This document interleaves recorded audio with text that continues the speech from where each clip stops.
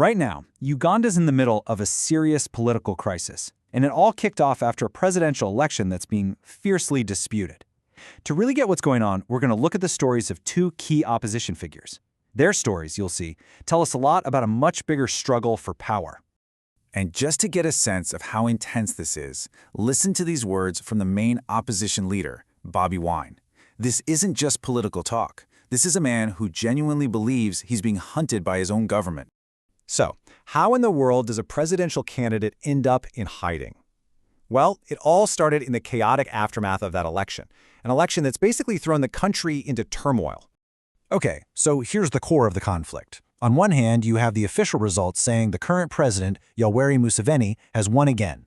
But on the other hand, his main challenger, the pop star turned politician Bobi Wine, says no way. He's rejecting the whole thing, calling the results completely fake. It's these two clashing realities that are driving the crisis. And to really put this into perspective, this isn't President Museveni's second or even third win. According to the official results, this is his 7th term in office. You have to understand that long-standing grip on power to get why the opposition is pushing back so hard this time. So, all of that brings us to our first story, our first portrait. It's the story of Bobi Wine, who's gone from being a candidate on the ballot to, as he puts it, a fugitive on the run. The pressure being put on him is just immense. He says he's in hiding because the military raided his home, and at the exact same time, his family is basically under siege. They're surrounded, their internet has been cut, and they're reportedly running out of food. And when supporters try to bring them supplies, they're turned away. It's a clear attempt to completely isolate. But here's the thing, even from hiding, Bobi Wine is not staying quiet.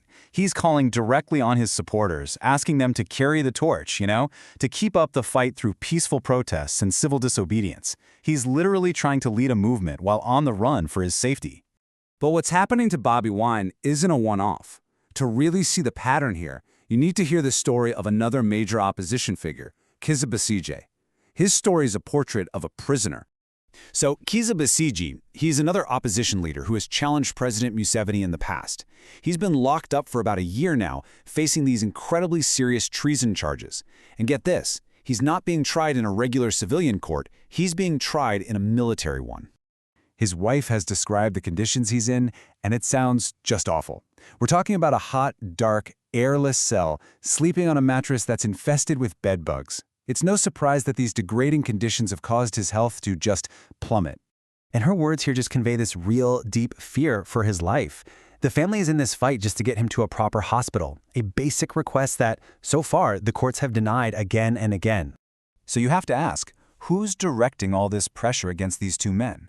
Well, that question leads us straight to the two most powerful figures in Uganda, the president and the general.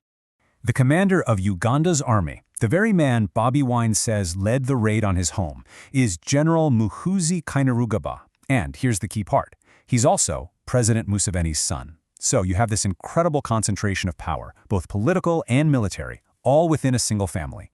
And the threats against the opposition? They're not subtle. The army chief apparently made a social media post, which was later deleted, wishing that Bobi Wine would be next on this list of people who had been killed. I mean, that is a chillingly direct message, and it's coming straight from the head of the military. So why does all this matter so much? Well, what a lot of people are saying is that General Kainerugaba is being groomed to take over from his father. So this crackdown isn't just about suppressing dissent now. It could be about clearing the way for a kind of dynastic succession down the road. When you have this much political pressure coming from the top, it inevitably starts to affect the country's institutions. And in Uganda's case, it's putting the entire idea of justice itself on trial. And this all leads to a complete breakdown of trust in the legal system. Bobi Wine has flat out said he won't challenge the election results in court because he just doesn't believe he can get a fair shake. And honestly, when you look at Kizza Besigye's experience, you can kind of see why.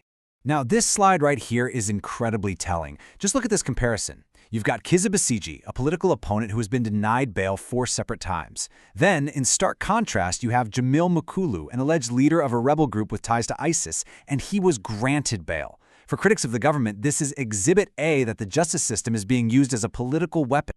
And Kizza Besigye's wife really just hits the nail on the head. She argues that this isn't about law and order, it's political.